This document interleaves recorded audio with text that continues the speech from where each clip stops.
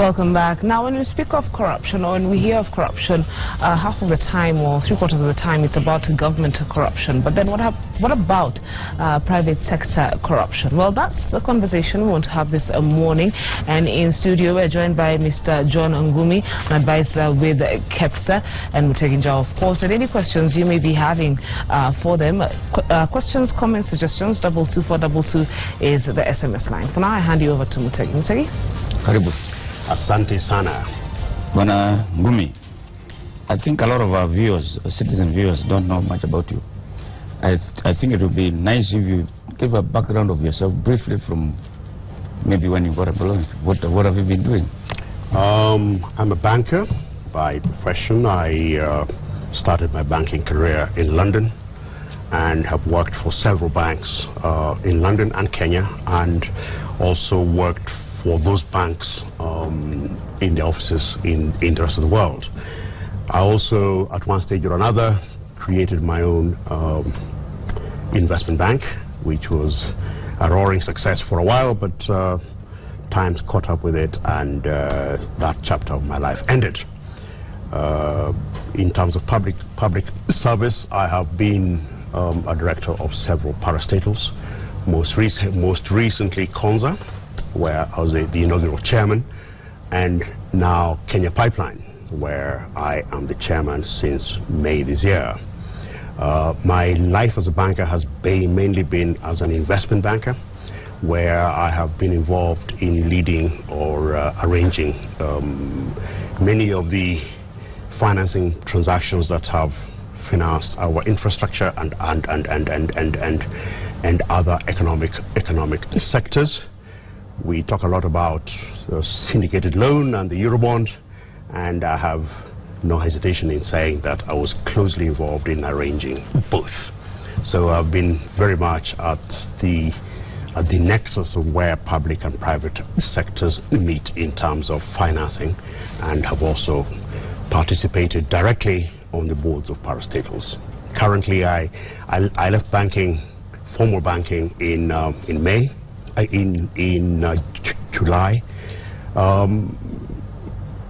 pretty much as a consequence of my appointment as a chair of Kenya Pipeline, because that would have become a major conflict of interest, given that I was a banker to Kenya Pipeline, and indeed when I was appointed chair, we were at the last stages of arranging financing for the $500 million pipeline that is being built from Mombasa to Nairobi. So right now, consider me as out there in the cold, chairing Kenya Pipeline, but also very involved in matters to do with KEPSA and other areas. Your title, the way you invited you, is that because you are advisor to KEPSA, Kenya Private Sector Alliance.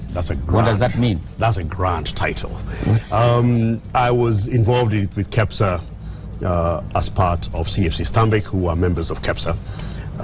Now, since I left Stanbic, I have really cemented my own role in a personal capacity, working with the chair, working with the chief executive, working with key KEPSA people, and for example, and I assume that's why you've called me here today, I was very involved in the team that worked with Kenya government people to put together the raft of measures that the president announced yesterday. You had been white, because when the chief executive came here, she told us that the Kenya private sector is also very concerned about corruption.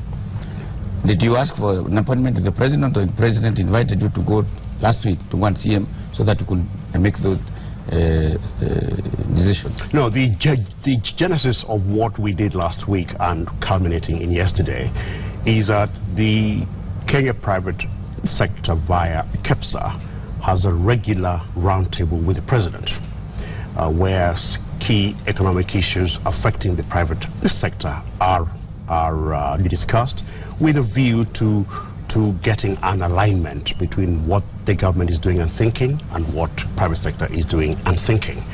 At the fifth one, which was on the 13th of November, the president himself decided to prioritize corruption as an item for discussion. And it really took over the whole session. It was a no holds barred. People were very open and very, very angry on both sides. And as a result of that, the president said, look, you people have come up with a lot of things here. Why don't we do this in a structured way? You, private sector, work with my team to put together what you think are the most critical areas for discussion and for action, focusing on procurement, but not wholly on procurement, but focusing on procurement based on the EACC chief executive's analysis that 70% of the cases he's handling are to do with procurement. That's how the task force or team came about. There was a misconception that the president had gone off and created another institution. No, he hadn't. All he had said is, I'm giving you a week. Stop talking. You put everything you think is actionable together. Come to me.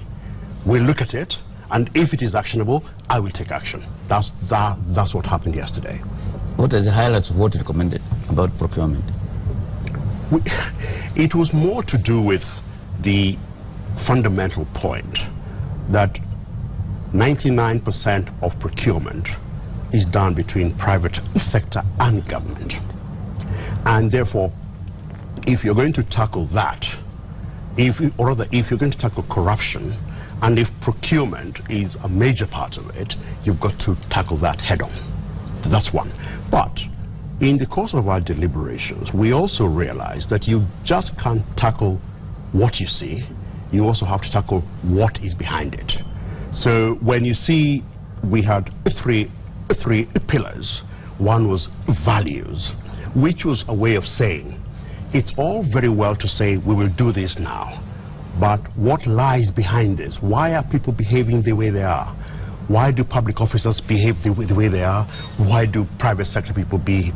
Why do they behave the way they are? What have we not done to create a foundation where people will see corruption as a shameful and a disgraceful act? That was one.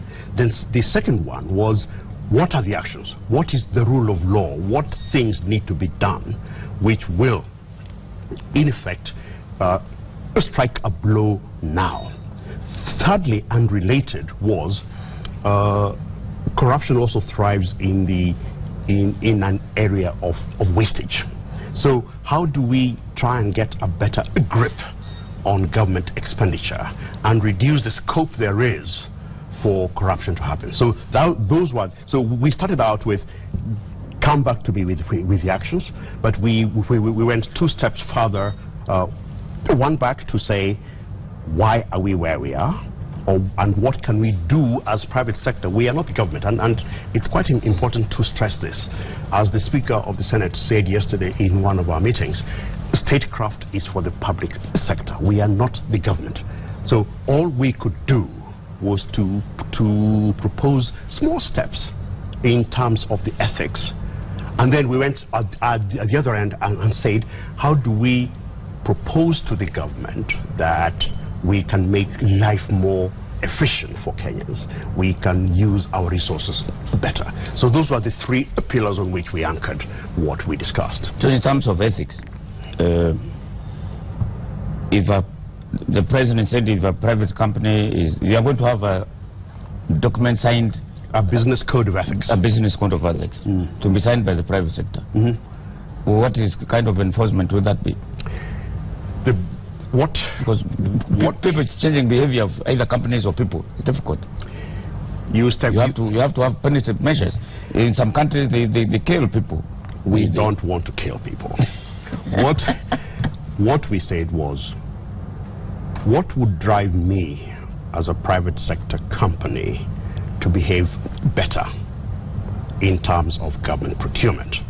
It is the knowledge that if I broke the rules, not only would I be found out, but I would be expelled from the club, so to speak, for 5 years.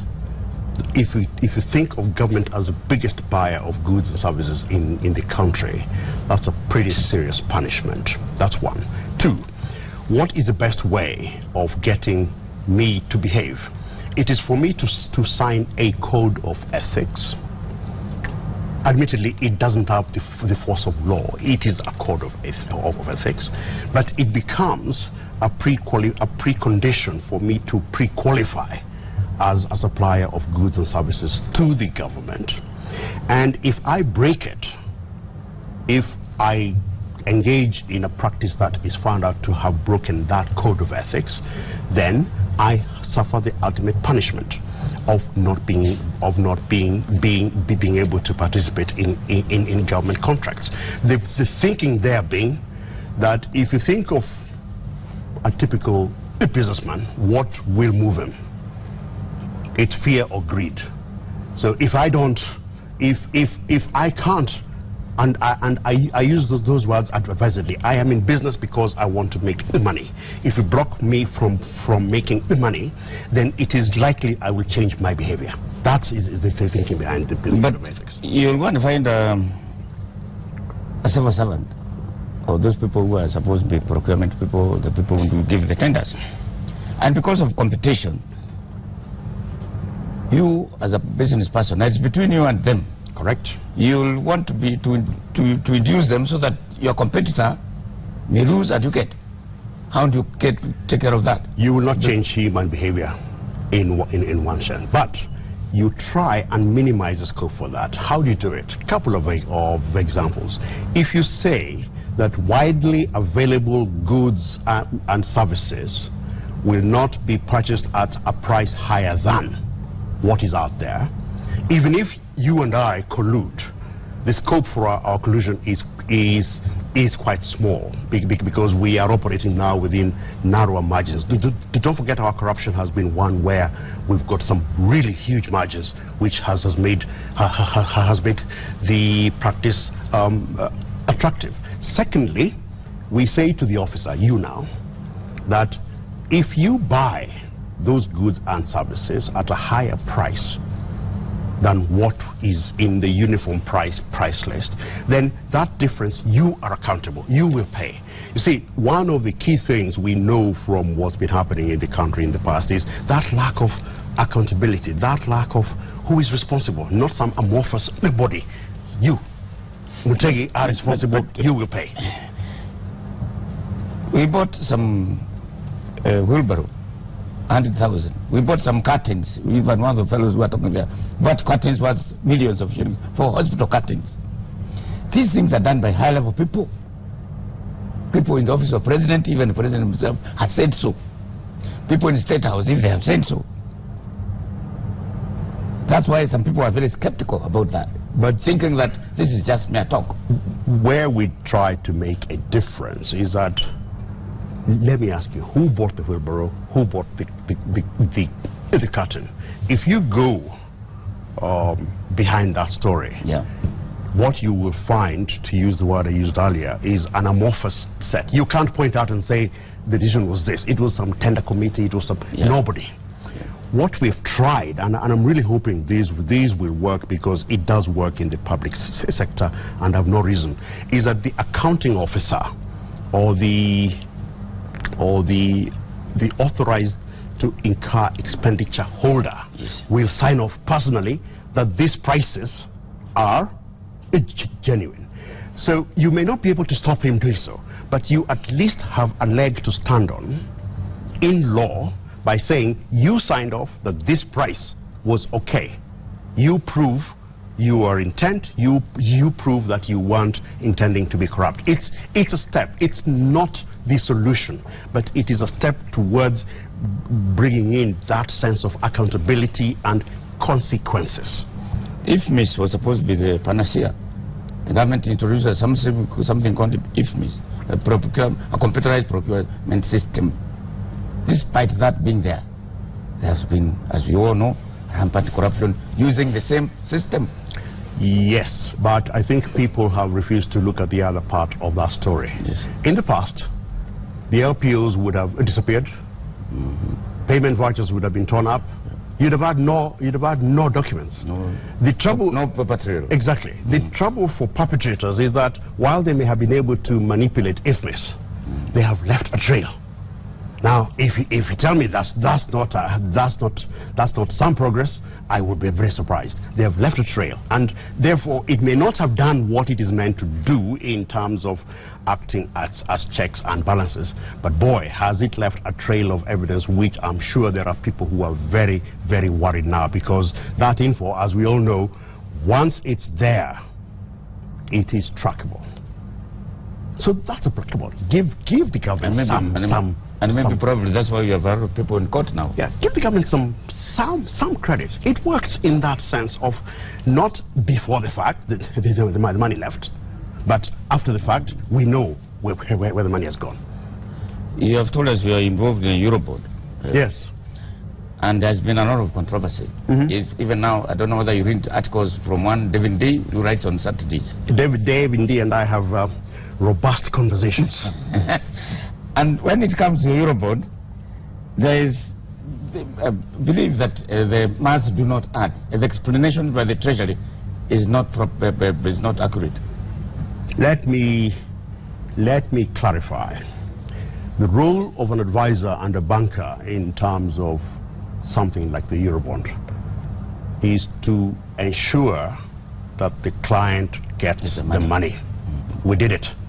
You got the money. It was very successful, by the way, exceedingly so. Oversubscribed. It was oversubscribed in a very difficult time for Kenya, because we raised the money on the same day that the news of Mpeketoni broke. So it was in a very tough context. We did it. It was done. If you're asking me what happened after, then I will be perpetrating a fraud on Kenyans if I pretended to know, because that is Treasury affairs. But the reality is that we did, as Kenya, both the bankers and the government, we did an excellent job in raising the money. So your concern is not how it's spent? Oh, I am concerned how it's spent. As a Kenyan? As a Kenyan, I am absolutely concerned how it's spent, and I hope that there will be a logical explanation of how it was spent. I doubt very much that somebody stole that amount of money. You cannot steal that amount of money easily. The banking system is a bit more sophisticated than that. I put my trust in government that what we have is more a failure of communication, not a failure of accountability. The controller of budget, she said that some money was paid without going through a system which is against the Constitution. That is true, but if you're talking about, because I know what you're talking about, yes, the payment of the syndicated loan, yes, which by the way I had also arranged earlier, yeah, the $600 million. I cannot speak for government processes, but I can say, as lenders, we were paid to the penny, and it is because we were paid that the same lenders have been able to come up with a new loan a month or so ago. So the process may have been wanting in terms of the constitutional requirements, but I can tell you the money was paid back to us as lenders. It didn't go to anybody else's pocket. The argument that this government is borrowing too much, if you compare this government and Kibaki's government, that they are spending considerable amount of money in foreign travel, MCAs, the president, that's why we have to borrow. As a Kenyan, what's your take? Too much borrowing is a phrase loaded with many possibilities. Yeah.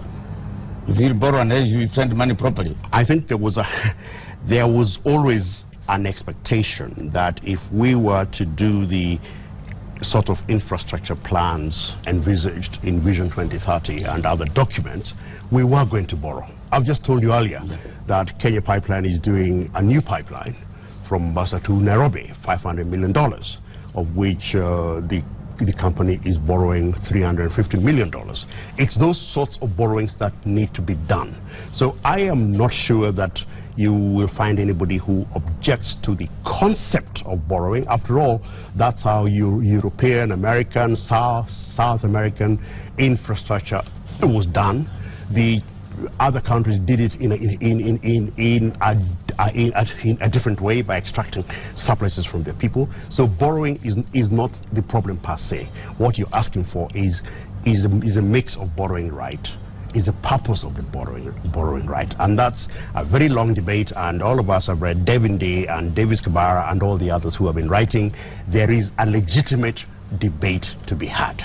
That is what I can say now. But borrowing per se is not bad. Hell, I would not be a banker if I were to say borrowing is bad. Borrowing is good, but there is a legitimate case. But if you are a bank and the customer who is borrowing is not spending money properly, would you continue giving them?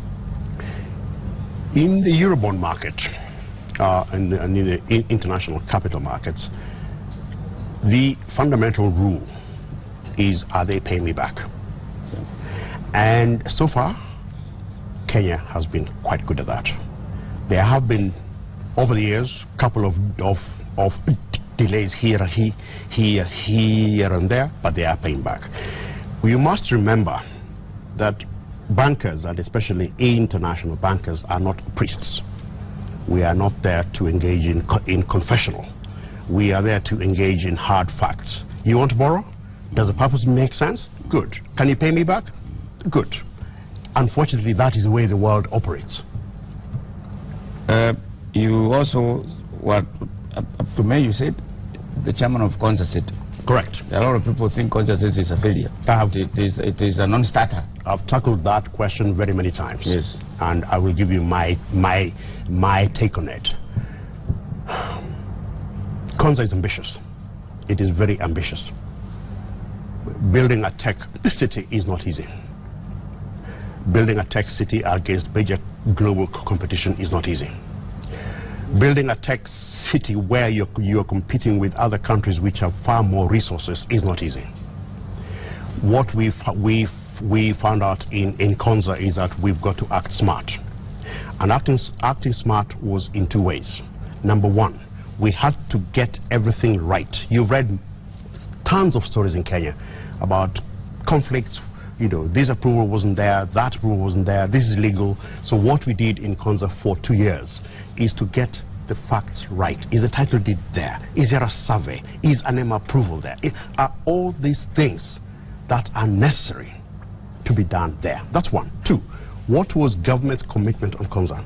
It was not to build Konza. It was to provide horizontal infrastructure, roads, water, power, fiber optic. Go there today. That has been done. There are roads. There are access roads. There's power. Already built. There's water. Already built. Go there. Now, what the challenge then is, now that we've built it, how do we get investors, Mutegi, to come here and invest? That is the challenge that the current management team. I suppose as Kenyans we expected to see an instant city, and I am proud, by the way, of the fact that the team I had, a small team, 18 people, decided to focus on getting the basics right.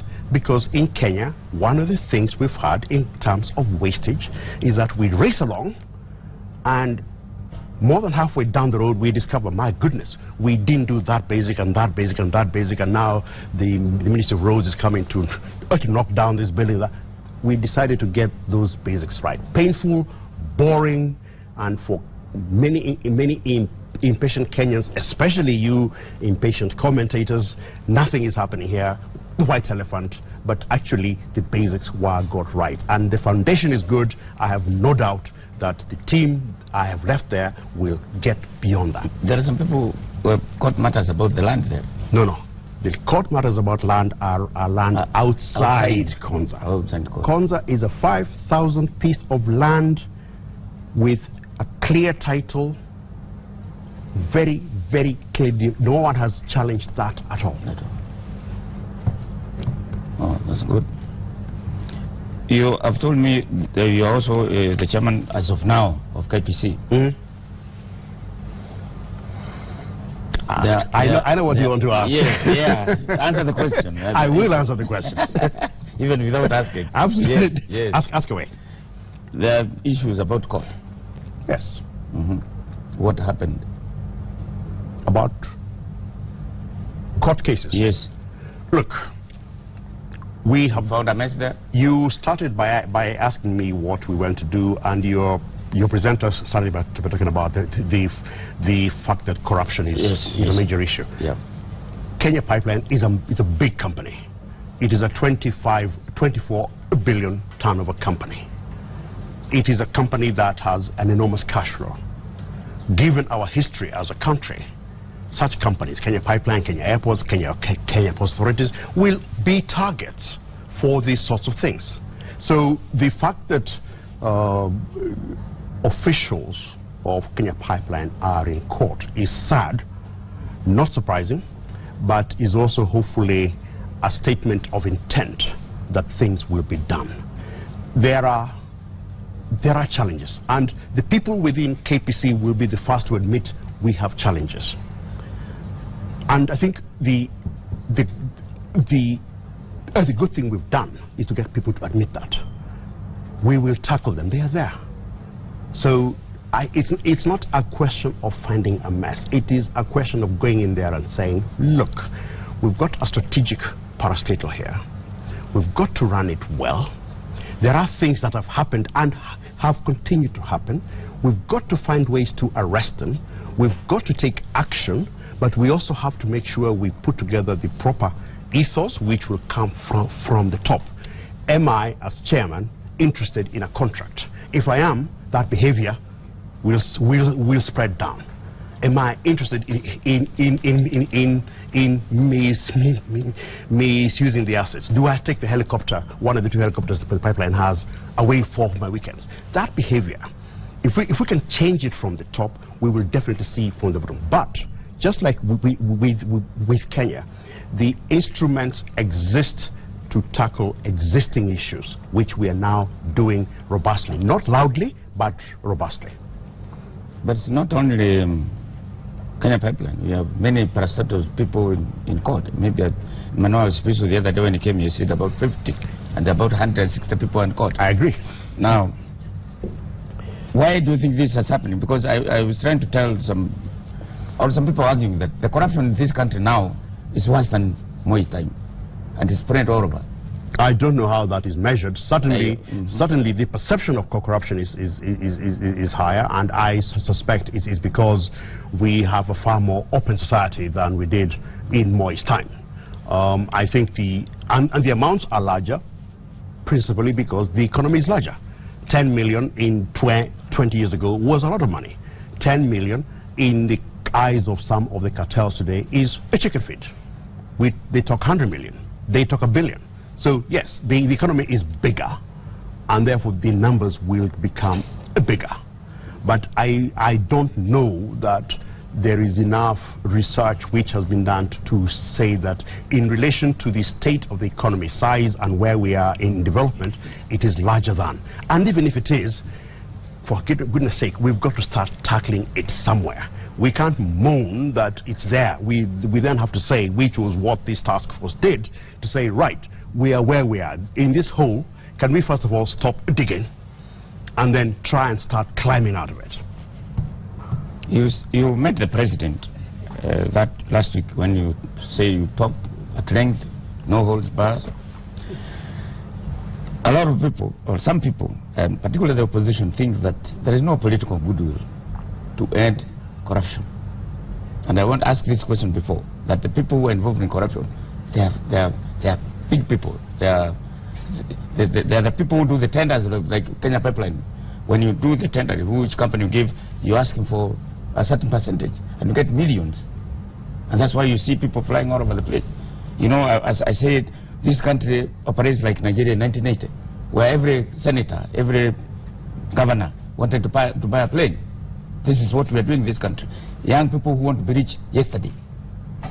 How do you stop that? I can't argue with anything that you've said, but let me make 2 points.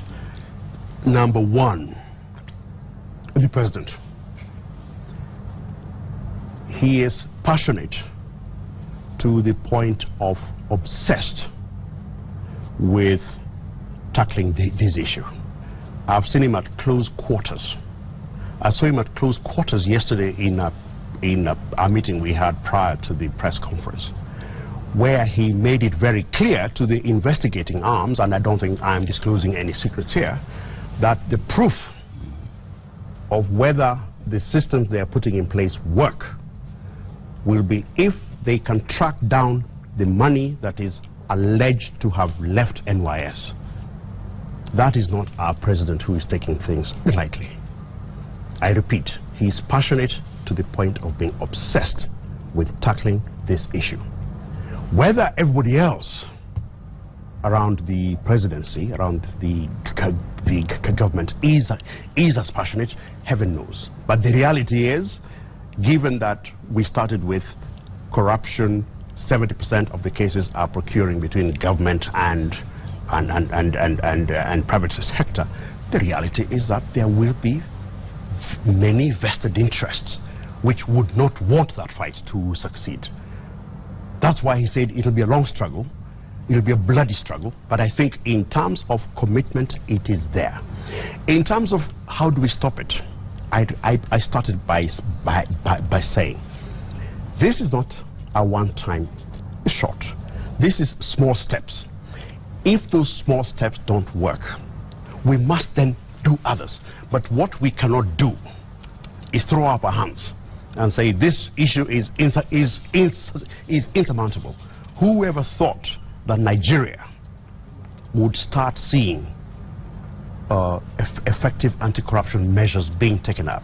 Whoever thought that voters in an African country, I forget which one, would go to the streets to protest against corruption? Whoever thought our athletes would go yesterday to their head office to take it over and complain and protest about corruption?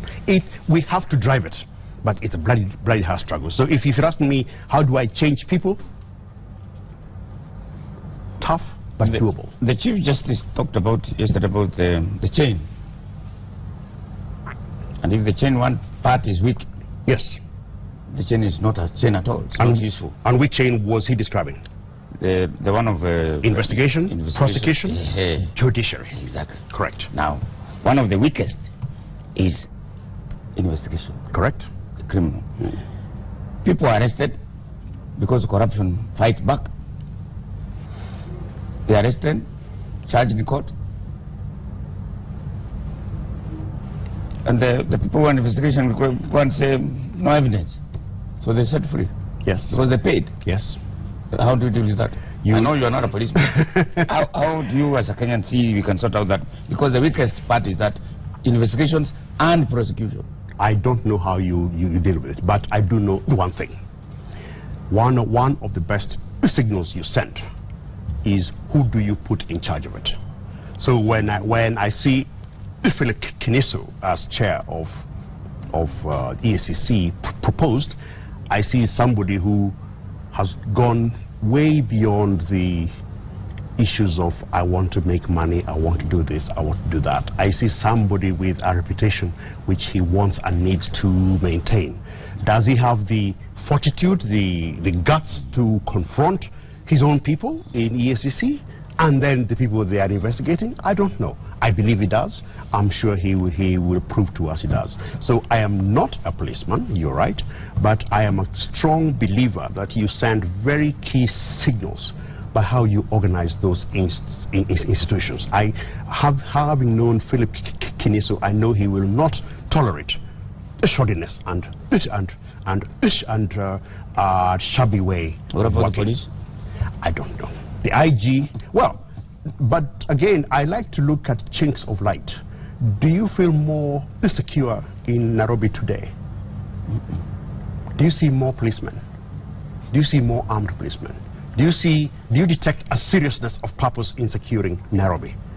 If that is an indication, then one must hope and expect that the IG is taking the same mentality to this battle. Let's give him the benefit of the doubt.